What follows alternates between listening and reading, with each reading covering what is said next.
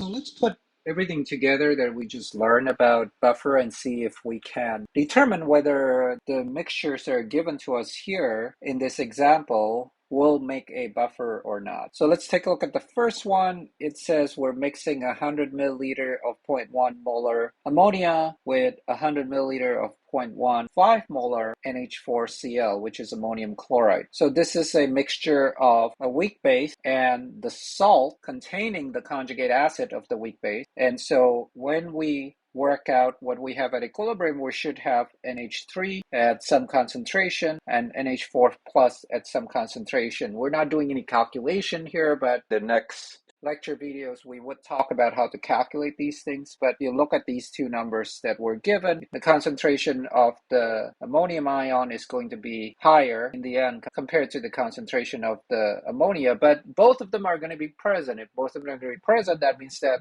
this will be a buffer, okay? And so that's what the answer is to the first one. We will have a buffer. The second one is a combination of 15 milliliter of 0.1 molar HCl with 35 milliliter of 0.15 molar NaOH. First off, we see that these are strong acid and strong base, and we know from our discussion that strong acids and strong bases don't make a buffer, so this one will not result in a buffer, okay? We will end up getting either a neutral solution, an acidic solution, or a basic solution depending on which one is present more. So you'll have to do some calculation to figure out what these numbers add up to.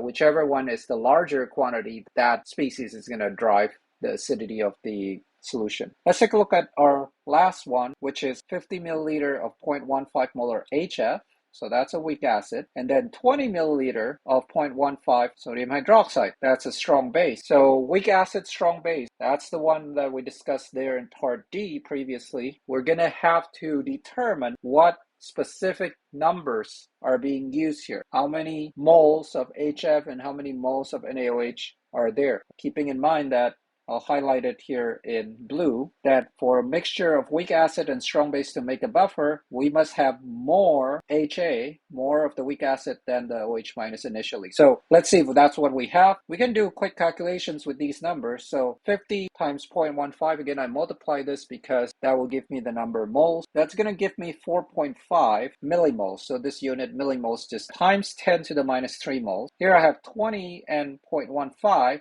That's going to give me 3 millimoles of OH minus. So this is 4.5 millimoles of HA. So in this case, I have more HA than OH minus. Since I do have more of the acid, that means this is going to make a buffer, right? Based on our discussion earlier. Here's the actual calculation. I made a slight mistake there. It should say 7.5 millimole of HF. And when you compare these two, we know that this will make a buffer. So that would be the answer to that last question.